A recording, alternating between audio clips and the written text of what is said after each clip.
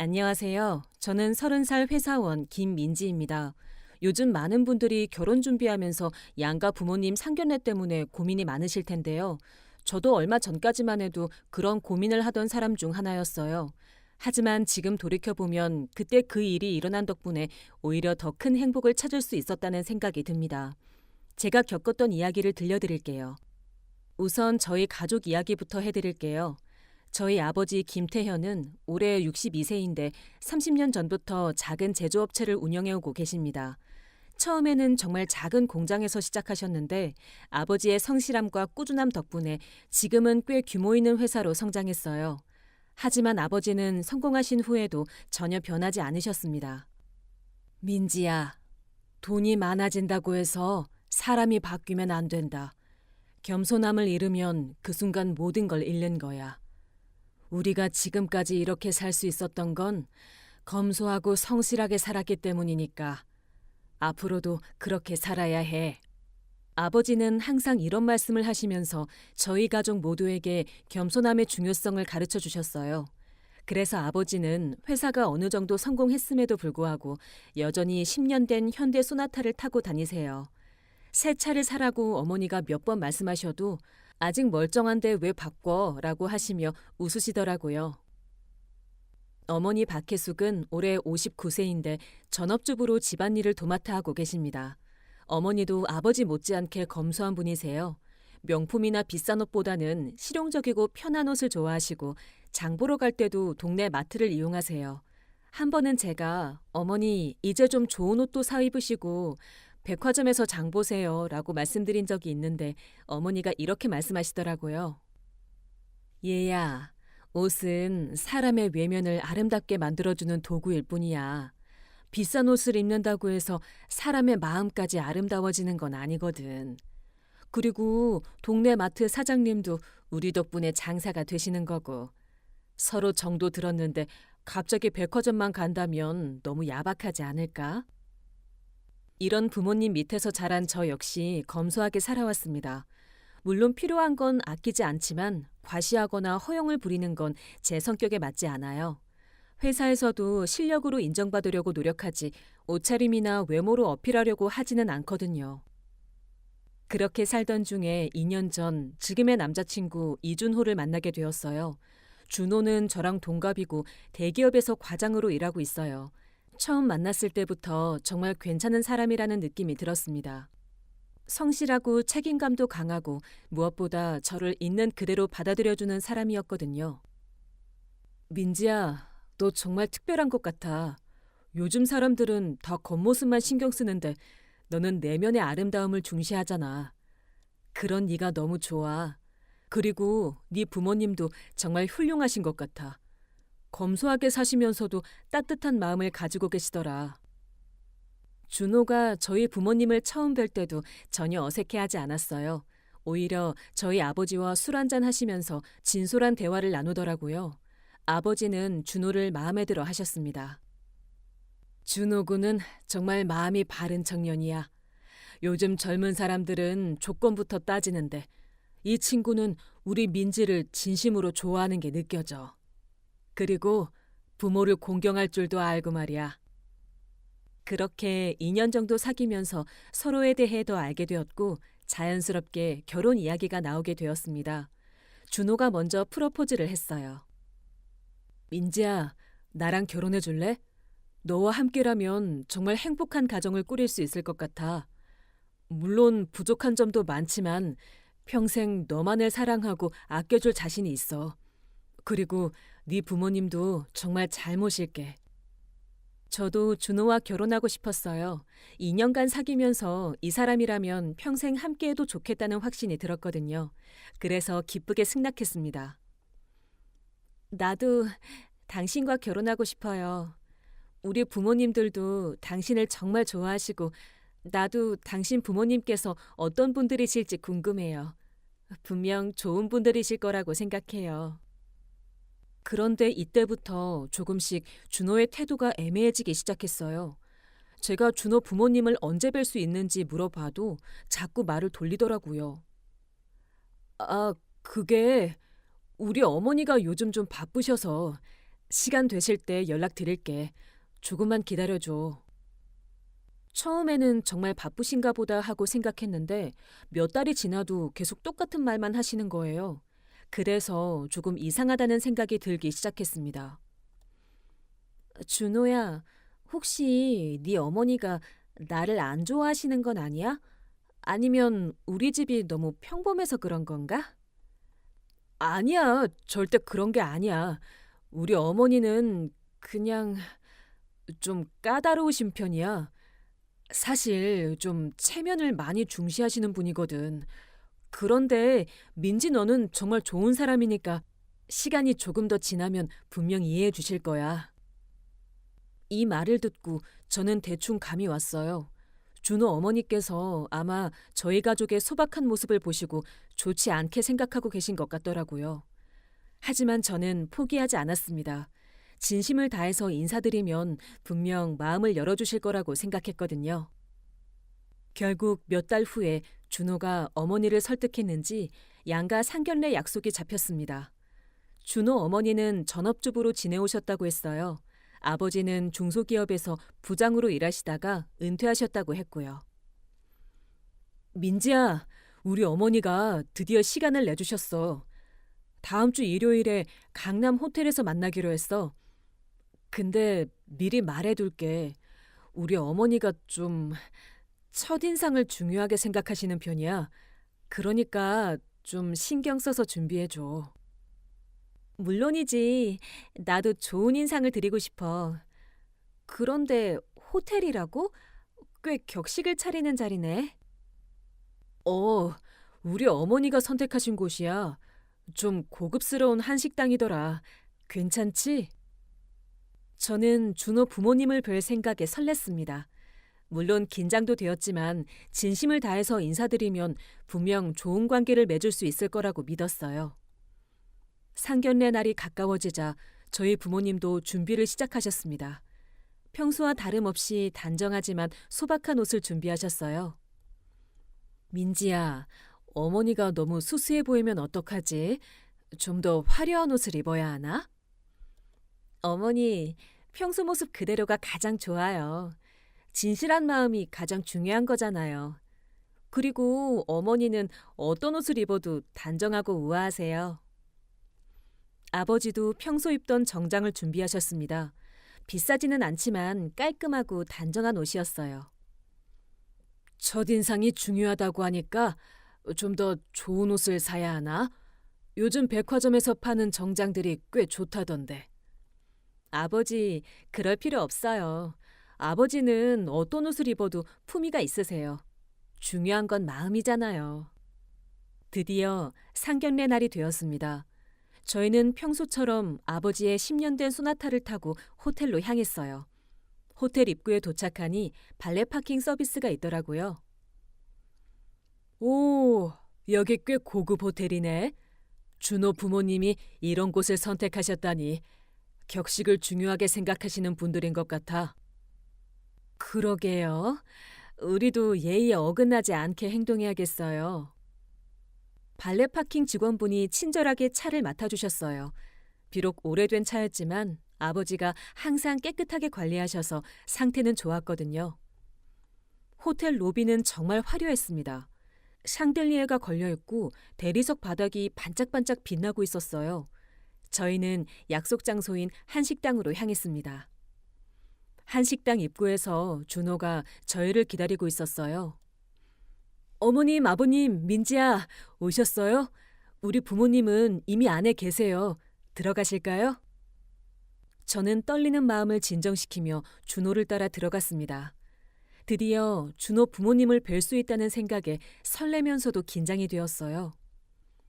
식당 안쪽 개별 룸에서 준호 부모님이 기다리고 계셨습니다. 박정숙 어머니는 명품 핸드백을 옆에 두고 앉아 계셨고 옷차림도 상당히 고급스러워 보였어요. 이창수 아버지는 멋진 정장을 입고 계셨고요. 이때만 해도 저는 단지 정중하게 준비를 많이 하셨구나 정도로만 생각했습니다. 아직 이것이 앞으로 일어날 일의 전조라는 걸 전혀 몰랐거든요. 준호가 저희를 준호 부모님께 소개해드렸습니다. 어머니, 아버지, 제가 늘 말씀드렸던 민지와 민지 부모님이세요. 어머님, 아버님, 저희 어머니 박정숙, 아버지 이창수세요. 저희는 정중하게 인사를 드렸습니다. 안녕하세요. 김태현입니다. 평소에 준호한테 좋은 말씀만 들어서 뵙고 싶었는데 이렇게 인사드릴 수 있어서 영광입니다. 저희 민지가 부족한 점이 많은데 잘 봐주세요. 안녕하세요. 박혜선입니다. 준호가 참 좋은 청년이더라고요. 저희 민지와 잘 어울려서 보기 좋았어요. 오늘 이렇게 시간 내주셔서 감사합니다. 안녕하세요. 김민지입니다. 평소에 준호에게서 부모님 이야기를 많이 들었는데 이렇게 뵙게 되어 정말 기쁩니다. 그런데 준호 어머니의 반응이 묘하게 차갑더라고요. 물론 겉으로는 예의를 지키고 계셨지만 표정이나 말투에서 뭔가 어색한 기운이 느껴졌어요. 아, 네. 안녕하세요. 남편은 이창수이고 저는 박정숙입니다. 앉으세요. 이창수 아버지는 그나마 자연스럽게 대해주셨지만 박정숙 어머니는 계속 저희를 훑어보는 듯한 시선을 보내고 계셨어요. 특히 저희 부모님의 옷차림을 유심히 보시는 것 같았습니다. 식사가 시작되고 처음에는 무난한 대화들이 오갔어요. 날씨 이야기, 호텔 음식이 맛있다는 이야기 등등. 그런데 점차 박정숙 어머니가 저희 가족에 대해 탐색하기 시작하시더라고요. 민지 아버님께서는 어떤 일을 하고 계세요? 작은 제조업체를 운영하고 있습니다. 별거 아닌 일이지만 30년 정도 해오고 있어요. 아, 그러시구나.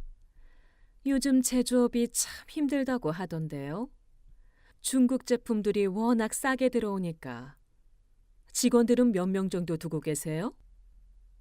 지금 한 250명 정도 됩니다.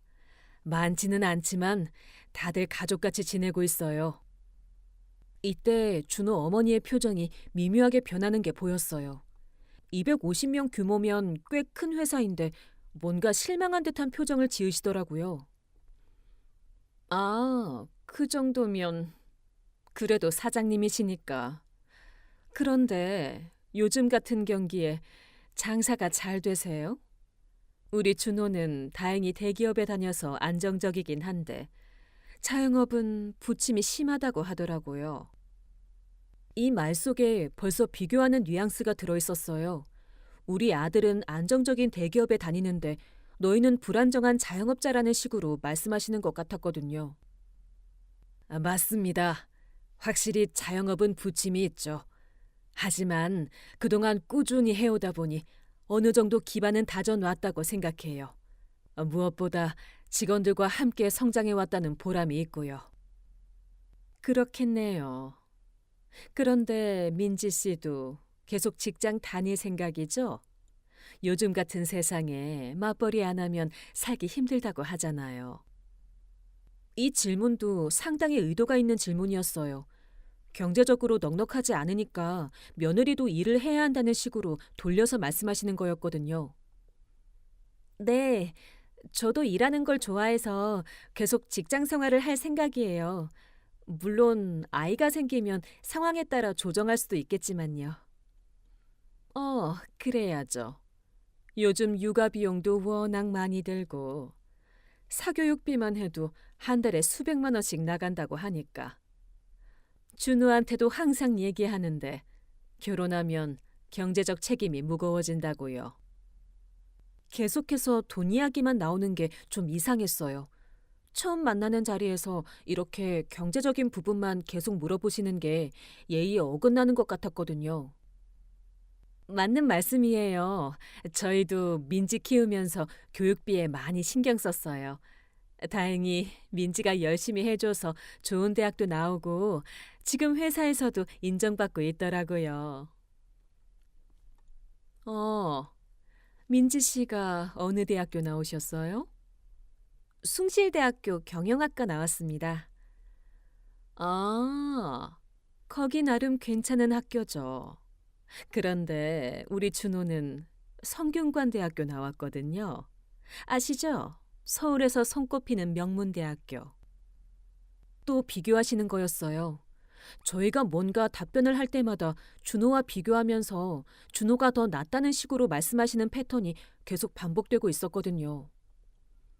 식사가 진행되면서 박정숙 어머니의 태도는 점점 더 노골적으로 변했습니다. 처음에는 그래도 예의를 지키려고 노력하시는 것 같았는데 시간이 지나면서 아예 대놓고 깔보는 듯한 말들을 하시기 시작했어요. 그런데 민지 씨 부모님은 어디 사세요? 노원구의 아파트에 살고 있어요. 아, 노원구. 거기 집값이 어떻게 되나요? 요즘 부동산이 워낙 비싸서. 이건 정말 노골적인 질문이었어요. 처음 만나는 자리에서 상대방 집값을 묻는다는 게 말이 되나요? 저는 정말 당황스러웠어요. 글쎄요, 집값은 저희도 정확히는 모르겠어요. 오래 살다 보니까 정이 들어서 이사할 생각은 없고요. 그렇군요. 우리는 강남에 아파트가 있는데 요즘 값이 많이 올랐더라고요.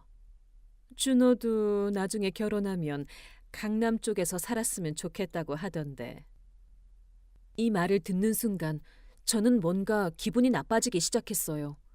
처음에는 그냥 체면을 중시하는 분이구나 하고 넘어갔는데 이건 너무 노골적으로 저희 가족을 깔보는 것 같았거든요. 저희는 어디 살든 상관없어요. 중요한 건 서로 사랑하는 마음이잖아요. 물론 그렇죠. 하지만 현실적인 것도 생각해야 하는 거 아닌가요? 결혼은 사랑만으로 되는 게 아니잖아요. 경제적인 기반도 있어야 하고 사회적 지위도 맞아야 하고. 드디어 본색이 드러나기 시작했어요. 사랑보다는 조건을 중시한다는 말을 우회적으로 하고 계신 거였죠. 물론 현실적인 부분도 중요하죠. 하지만 저희는 두 아이가 서로 사랑하고 존중한다면 그것만으로도 충분하다고 생각해요. 부족한 부분은 함께 채워나가면 되는 거고요. 그렇게 생각하실 수도 있겠지만 요즘 젊은 부부들이 경제적 문제로 얼마나 많이 힘들어하는데요. 특히 아이 교육 문제만 해도 좋은 동네에 살아야 좋은 학교에 보낼 수 있고 그러려면 경제력이 뒷받침돼야 하는 거 아닌가요? 계속해서 돈 이야기만 나오니까 정말 기분이 나빴어요. 마치 저희 가족이 경제적으로 능력이 없다는 걸 전제로 하고 말씀하시는 것 같았거든요. 여보, 너무 현실적인 얘기만 하지 말고 아이들 얘기도 좀 들어보자. 아니에요. 이런 것들을 미리 얘기해야 나중에 문제가 안 생기는 거예요. 그러더니 박정숙 어머니가 잠깐 화장실에 간다고 하셨어요. 어머니가 자리를 비운 사이 이창수 아버지가 조금 미안하다는 듯이 말씀하시더라고요. 죄송합니다. 집사람이 좀 걱정이 많아서 그래요. 준호가 첫째 아들이다 보니 결혼 문제에 신경을 많이 쓰거든요. 아버지, 저는 민지와 결혼하고 싶어요. 다른 건 중요하지 않아요. 나도 민지 씨가 좋은 아이라는 건 알겠다. 그런데 어머니 마음도 이해해줘야지. 부모 마음이라는 게 그런 거야. 잠깐 후 박정숙 어머니가 돌아오셨는데 표정이 더욱 굳어져 있었어요. 뭔가 결심을 한 듯한 표정이었거든요. 죄송해요. 급한 전화가 와서요. 그런데 말인데 솔직히 얘기해도 될까요? 저는 솔직히 말해서 좀 걱정이 돼요. 우리 준호는 대기업에 다니고 있고 앞으로 승진할 가능성이 높거든요. 그런데 문득 생각해 보니까 가문의 격이 좀 다른 것 같아서요. 이 말을 듣는 순간 저는 정말 충격을 받았어요. 가문의 격이 다르다니 이게 무슨 조선시대도 아니고. 아, 기분 나쁘게 듣지는 마세요. 그냥 제 솔직한 생각이에요. 보세요. 오늘 입고 오신 옷차림이나 타고 온 차나 이런 것들을 보면 생활 수준이 좀 다른 것 같아서요. 드디어 본색을 드러내기 시작했어요. 지금까지 돌려서 말하던 것들을 이제는 직접적으로 말하기 시작한 거였죠. 저는 박정숙 어머니의 말을 듣고 정말 기가 막혔습니다. 옷차림과 차를 보고 생활 수준을 판단하다니 이런 분이 정말 있을 수 있나 싶었어요. 죄송한데요. 생활 수준이 다르다는 게 무슨 의미인가요? 저희가 뭔가 잘못된 행동을 한 건가요? 아니에요. 잘못했다는 게 아니라 그냥 솔직히 말하는 거예요. 보세요. 우리 준호는 명문대 나와서 대기업에 다니고 있어요. 앞으로 임원까지 올라갈 가능성도 높고요. 그런데 민지 씨 아버님은 작은 공장 운영하시고 오래된 차 타고 다니시고 이런 차이를 무시할 수 있나요? 이때 어머니의 얼굴이 창백해지는 게 보였어요. 평생 남에게 이런 모욕을 당해본 적이 없으셨거든요. 어머니의 눈가에 눈물이 맺히는 것 같았습니다. 죄송합니다. 저희가 좀 부족해서. 여보, 뭘 죄송하다 그래? 우리가 누구한테 손가락질 받을 일은 없잖아. 아, 손가락질이라니요.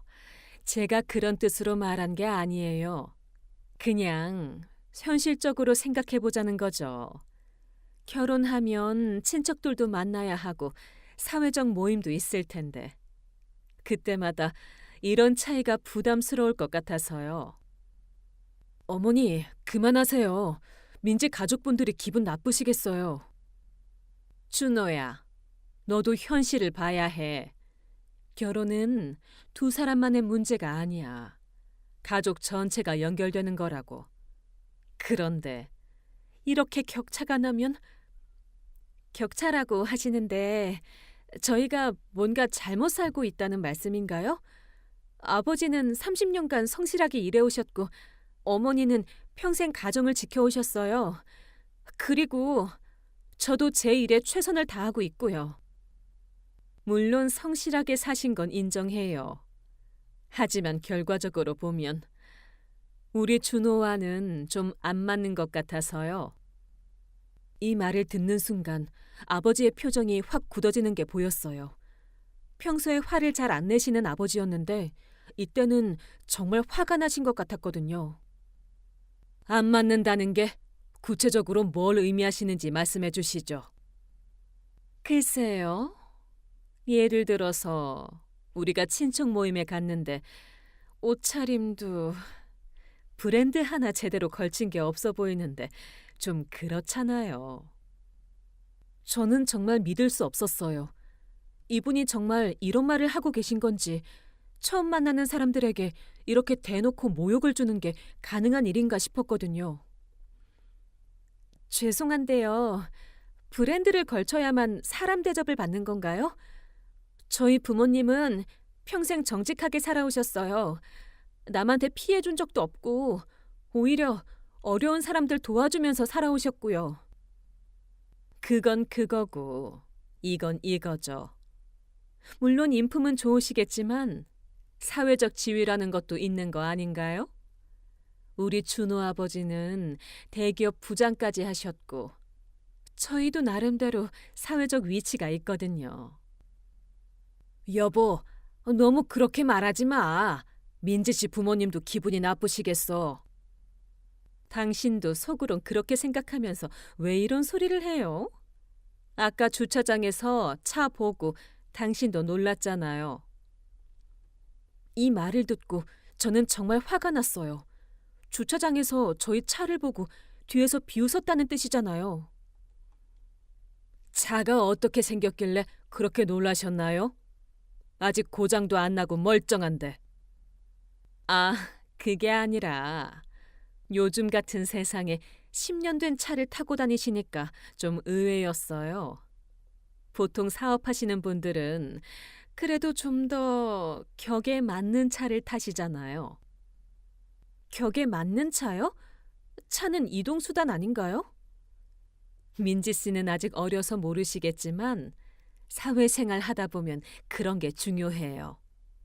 첫인상이라는 것도 있고 체면이라는 것도 있고 특히 사업하시는 분이라면 더더욱 그런 게 중요하죠. 그러더니 박정숙 어머니가 갑자기 화장실에 간다고 일어나시더라고요. 아마 뭔가 중요한 전화가 온 것 같았어요. 죄송해요. 급한 전화가 와서요. 잠깐만 다녀올게요. 준호 어머니가 자리를 비운 사이 준호가 저희에게 미안하다고 사과했어요. 정말 죄송해요. 우리 어머니가 평소에도 좀 그런 면이 있긴 한데 오늘 유난히 심하네요. 괜찮다. 부모 마음이야 다 비슷할 거다. 자식이 좋은 사람 만나길 바라는 마음이겠지. 하지만 아버지의 표정에서는 상당히 불쾌해하신다는 게 느껴졌어요. 평소에 참을성이 많으신 분이라 겉으로 드러내지 않으시는 것뿐이었거든요. 민지야, 우리 그냥 일어날까? 어머니, 조금만 더 기다려봐요. 아무래도 오해가 있는 것 같아서. 그런데 이때 박정숙 어머니가 화장실에서 돌아오시더니 표정이 완전히 달라져 있었어요. 뭔가 결심을 단단히 한 듯한 표정이었거든요. 죄송해요. 친구한테 전화가 와서요. 그런데 말인데... 박정숙 어머니가 잠깐 말을 멈추시더니 저를 똑바로 쳐다보시면서 이렇게 말씀하시더라고요. 민지 씨, 솔직히 말할게요. 저는 이번 결혼 반대예요. 수준 차이가 너무 나는 것 같아서요. 네? 갑자기 왜 그런 말씀을... 갑자기가 아니에요. 처음부터 계속 생각하고 있던 거예요. 부모님 차림새며 타고 온 차며 정말 우리 준호랑 어울린다고 생각해요? 솔직히 말해서 꼬라지를 보니까 우리 아들 돈으로 먹고 살려는 것 같아서 불안하다고요. 이 말을 듣는 순간 식당 안이 완전히 조용해졌어요. 준호는 창백한 얼굴로 어머니를 쳐다보고 있었고 준호 아버지도 당황한 표정이었어요. 어머니, 그게 무슨 말이에요? 사실을 말하는 거야. 봐봐.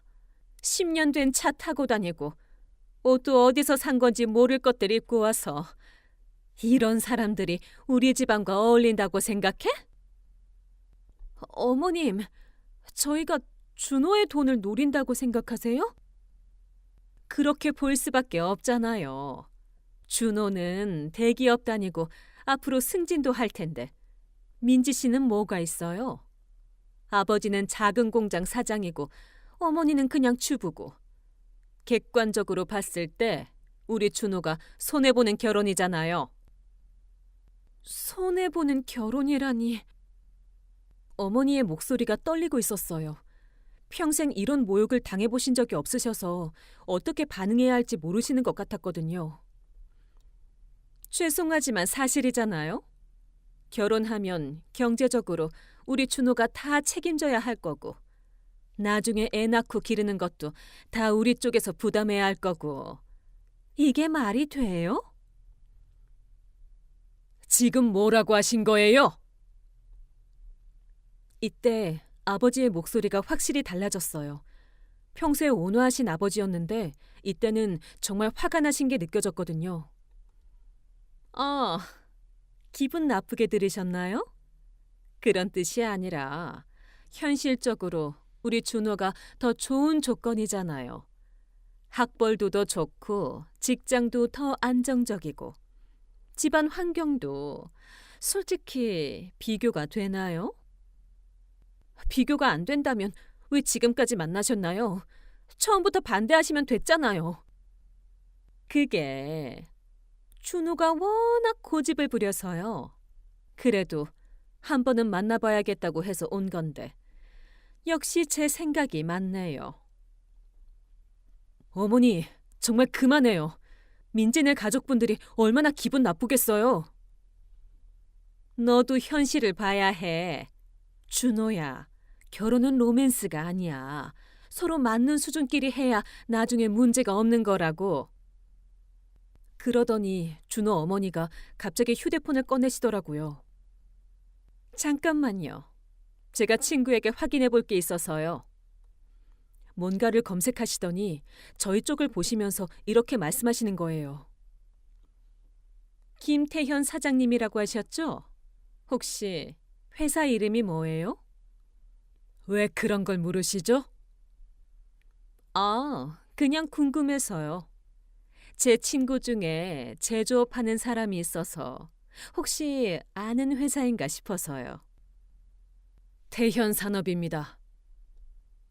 태현산업. 잠깐만요. 또 휴대폰으로 뭔가를 검색하시더니 갑자기 표정이 이상해지시는 거예요.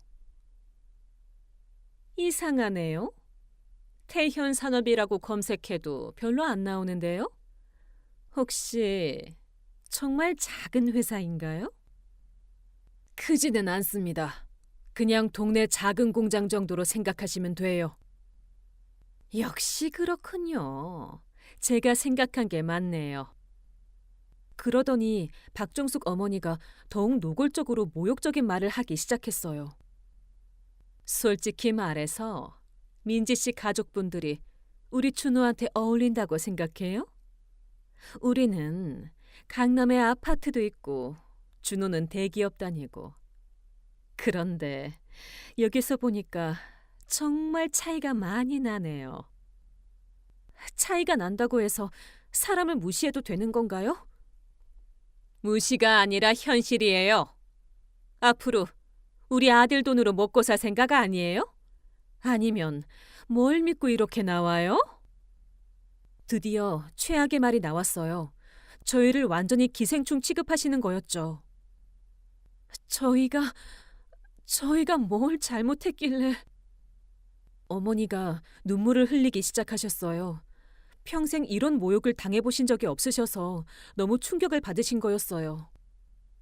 이때 아버지가 갑자기 자리에서 일어나시더라고요. 그리고 주머니에서 휴대폰을 꺼내시며 누군가에게 전화를 거시더라고요. 여보세요. 김 비서실장? 나야. 지금 롯데호텔 한식당에 있는데 법무팀하고 홍보팀 직원 좀 보내줘. 아, 그리고 내일 경제신문에 실릴 내 인터뷰 기사 출력해서 가져와. 급한 거니까 30분 안에 와. 뭐 하시는 거예요? 갑자기 전화를. 잠깐만 기다리시면 됩니다. 제가 누군지 제대로 알려드릴게요. 민지 아버님, 무슨 일이세요? 별일 아니야. 그냥 오해를 풀어드리려고. 그러더니 아버지가 다시 휴대폰을 꺼내시더니 또 다른 번호로 전화를 거셨어요. 박전무? 나야. 지금 어디야? 아, 회사에 있어? 그럼 너도 롯데호텔로 와. 내가 누구인지 증명할 사람이 필요해서 그래. 지금 당장. 도대체 뭐 하시는 거예요? 이상한 전화 그만하시고.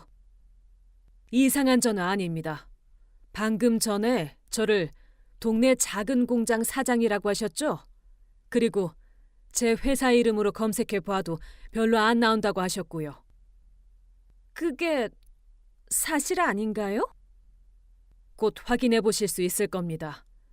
그런데 혹시 태현산업 대신 다른 이름으로 검색해 보시겠어요?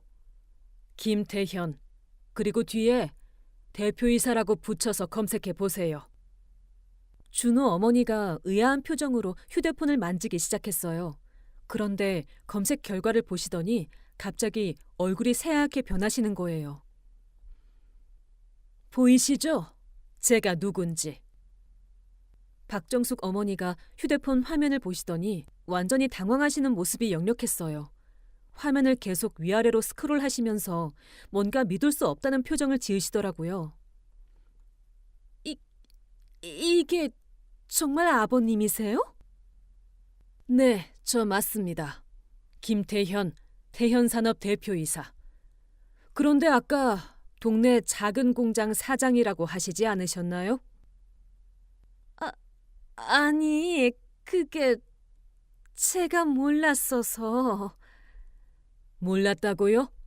그런데 모르시면서 어떻게 그렇게 확신하시면서 저희를 깔보셨던 거죠? 이때 준호 아버지도 준호 어머니 옆에서 휴대폰을 같이 보시더니 완전히 놀라시는 거예요. 여보, 이거 진짜야? 태연산업이 이렇게 큰 회사라고? 저도 지금 처음 알았어요.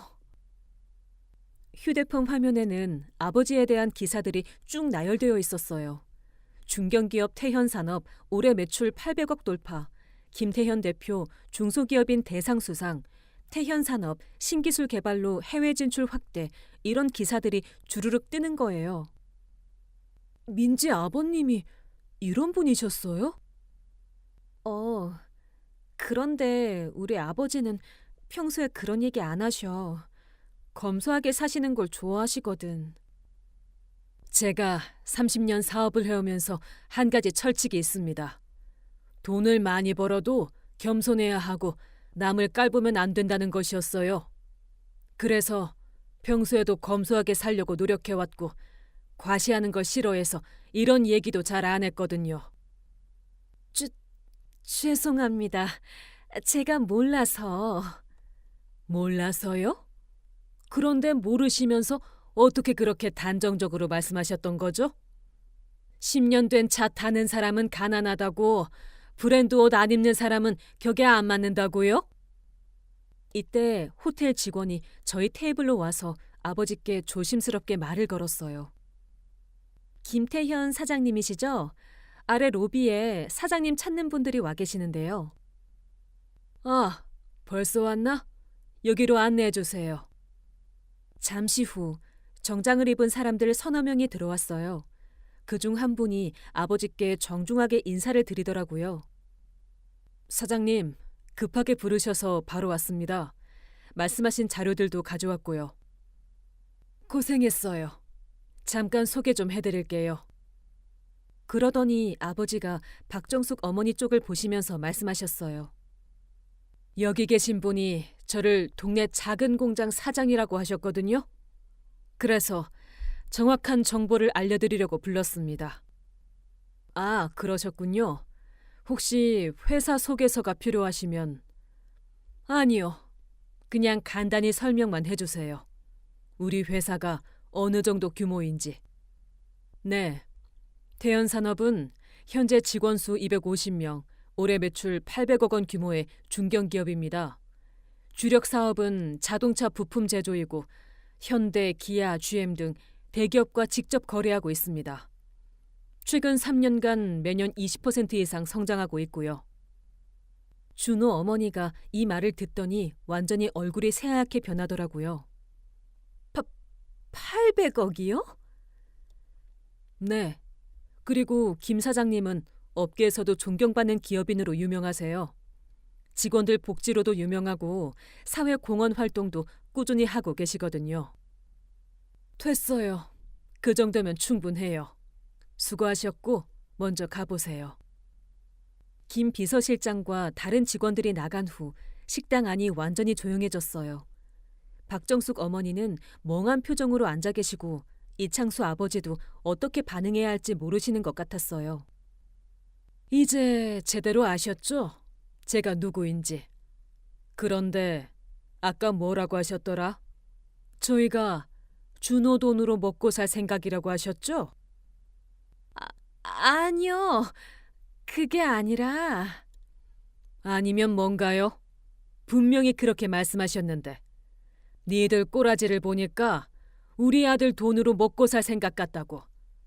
그렇게 말씀하지 않으셨나요? 정말 죄송해요. 제가 몰랐어서. 만약 알았다면 절대 그런 말 안 했을 거예요.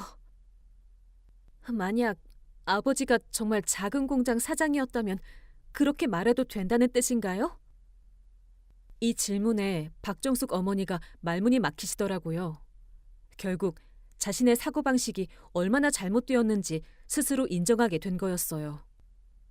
저는 30년 사업하면서 한 가지 확신하게 된 게 있어요. 사람의 진짜 가치는 돈이나 사회적 지위에 있지 않다는 거예요. 정직하고 성실하게 살아가는 마음가짐이 가장 중요하죠. 그런데 오늘 여기서 뭘 봤나요? 사장님, 정말 죄송해요. 제가 잘못 생각했어요. 잘못 생각한 정도가 아니죠. 저희 가족을 완전히 무시하고 모욕하셨잖아요. 특히 저희 아내한테 한 말들은 정말 용서하기 어렵네요. 여보, 이제 그만. 안 돼요, 여보. 이건 넘어갈 일이 아니에요. 우리가 뭘 잘못했길래 이런 모욕을 당해야 했는지 정확히 알고 싶어요. 그러더니 아버지가 박정숙 어머니를 똑바로 쳐다보시면서 말씀하셨어요. 지금 제 회사 규모를 아시니까 태도가 바뀌셨네요. 그럼 만약 제가 정말 작은 공장 사장이었다면 계속 그렇게 대하셨을 거예요? 그런 게 아니에요. 그런 게 아니라면 뭔가요? 명확하게 답해 주세요. 사람을 돈으로 평가하는 게 맞다고 생각하세요? 안 맞다고 생각하세요? 안 맞죠. 그럼 왜 그렇게 행동하셨나요? 매출 800억 규모 회사 사장이니까 갑자기 존댓말 하시고 작은 공장 사장일 때는 반말하시고 이게 옳은 건가요? 아버님, 저희 어머니가 정말 죄송하다고. 준호 군, 미안하지만 이건 어른들 사이의 문제예요. 그리고 이것도 결혼 전에 정리되어야 할 중요한 문제고요. 아버지, 이제 그만하시고 우리 일어나요. 민지야, 잠깐만. 아직 할 말이 남았어. 아버지가 다시 박정숙 어머니를 보시면서 말씀하셨어요. 제가 평생 사업을 해오면서 만나본 사람들 중에서 오늘만큼 실망스러운 분은 처음이에요. 돈이 많고 적고를 떠나서 사람으로서 기본적인 예의가 없으시네요. 이런 분과 친인척 관계를 맺는다는 건 생각하기도 싫습니다. 사장님, 정말 죄송해요. 제가 깊이 반성하겠어요. 앞으로는 절대 그런 일 없을 거예요. 하지만 아버지의 마음은 이미 돌아서신 것 같았어요. 반성한다고 해서 이미 내뱉은 말들이 없어지나요? 저희 아내가 얼마나 상처받았는지 아세요? 여보, 정말 이제 그만하고 가자. 어머니의 목소리가 떨리고 있었어요. 아직 완전히 상처에서 회복이 안 되신 것 같았거든요. 저도 할 말이 있어요. 그러더니 제가 일어나서 박정숙 어머니를 똑바로 쳐다보며 말했어요. 어머님, 오늘 정말 많은 걸 깨달았어요. 제가 평생 준호와 결혼해서 어떤 시어머니를 모셔야 하는지 알게 되었거든요. 솔직히 말해서 이런 분과는 가족이 될 수 없을 것 같아요. 민지 씨, 제가 정말 잘못했어요. 앞으로도 똑같으실 거예요. 겉으로는 좋게 대해주시겠지만 속으로는 여전히 저희를 깔보고 계실 거거든요. 그리고 만약 저희가 정말 가난했다면 끝까지 그렇게 대하셨을 거고요. 민지야, 우리 어머니가 사과하시잖아. 준호야, 사과한다고 해서 모든 게 해결되는 건 아니야. 오늘 일로 나는 확실히 알았어. 우리는 결혼하면 안 될 사람들이야. 그게 무슨 소리야? 우리 어머니 때문에? 어머니 때문만이 아니야. 너도 지금까지 우리 아버지가 어떤 분인지 제대로 말하지 않았잖아. 어머니가 우리를 무시할 거라는 걸 알고 있었으면서도 미리 말하지 않은 거야. 그건 내가 좀 더 신중하게 접근하고 싶어서. 신중하게? 결국 너도 우리 가족이 부끄러웠던 거 아니야? 아니면 네 어머니 반응이 어떨지 알고 있었던 거고. 이 말에 준호가 할 말을 잃었어요. 결국 제 말이 맞았던 거였거든요. 민지가 맞는 말을 했네요. 준호 군은 진짜 마음으로 우리 가족을 받아들인 게 아니었어요. 그냥 민지를 좋아해서 어쩔 수 없이 참고 있었던 거죠. 아버님, 그런 게 아닙니다.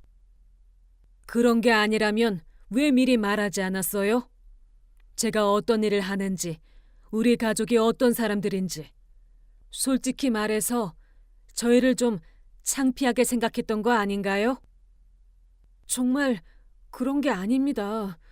저는 민지네 가족을 정말 좋아해요. 좋아한다고? 그럼 왜 2년 동안 사귀면서 네 어머니한테 우리 아버지 회사 이름 한 번 제대로 말하지 않았어? 그냥 작은 회사 운영한다고만 했잖아. 그건 내가 좀 더 자연스럽게가 아니라 부끄러웠던 거지. 솔직히 인정해. 준호가 더 이상 변명하지 못하고 고개를 숙였어요. 이제 확실해졌어요. 우리는 정말 결혼하면 안 될 사람들이에요. 가치관이 너무 달라. 민지 씨, 제발 한 번만 더 기회를. 죄송해요. 저는 평생 제 부모님을 무시하는 시어머니 밑에서 살 수 없어요. 그리고 제 남편이 제 가족을 부끄러워하는 것도 견딜 수 없고요. 그러더니 제가 가방을 들고 일어났어요. 오늘 일은 잊지 않을게요. 앞으로 연락하지 마세요. 민지야, 제발. 준호야, 미안해. 하지만 이게 우리 모두에게 좋은 일인 것 같아. 너는 너와 맞는 수준의 사람을 만나서 결혼해. 나도 나를 있는 그대로 받아주는 사람을 찾을게. 아버지와 어머니도 자리에서 일어나셨어요. 그럼 저희는 이만 가보겠습니다. 오늘 정말 많은 걸 느꼈네요. 사장님, 정말 죄송해요. 제발 한 번만 더. 하지만 저희는 더 이상 뒤돌아보지 않고 식당을 나왔어요. 호텔 로비에서 아버지가 말씀하셨어요. 민지야, 네가 옳은 선택을 한 것 같다. 저런 사람들과 가족이 되었다면 평생 고생했을 거야. 우리 민지가 현명해서 다행이야. 처음에는 마음이 아팠는데 지금 생각해보니까 정말 잘된 일인 것 같아. 아버지, 어머니 상처 드려서 정말 죄송해요. 뭘 미안해해. 오히려 이런 일을 통해서 진짜 중요한 게 뭔지 다시 한번 깨달을 수 있었잖아. 그렇게 저희는 집으로 돌아왔어요. 며칠 후 준호에게서 몇 차례 연락이 왔지만 저는 받지 않았어요. 이미 제 마음은 정해졌거든요. 한 달 후쯤 준호 어머니에게서도 사과 편지가 왔어요. 하지만 저는 답장하지 않았어요. 이미 늦었거든요. 그 후 1년 정도 지나서 저는 정말 좋은 사람을 만나게 되었어요. 지금의 남편인데 처음 저희 부모님을 뵀을 때부터 정말 자연스럽고 따뜻하게 대해드렸어요. 저희 가족의 검소함을 오히려 존경한다고 말해주더라고요. 지금 생각해보면 그때 그 일이 일어난 게 정말 다행이라는 생각이 들어요. 만약 아버지의 정체를 모른 채로 결혼했다면 평생 시어머니에게 무시당하면서 살았을 테니까요. 여러분도 결혼하실 때 조건보다는 마음을 보세요. 그리고 여러분을 있는 그대로 받아주는 사람, 여러분 가족을 존중해주는 사람과 결혼하세요. 그게 진정한 행복의 시작이거든요. 끝까지 들어주셔서 감사합니다.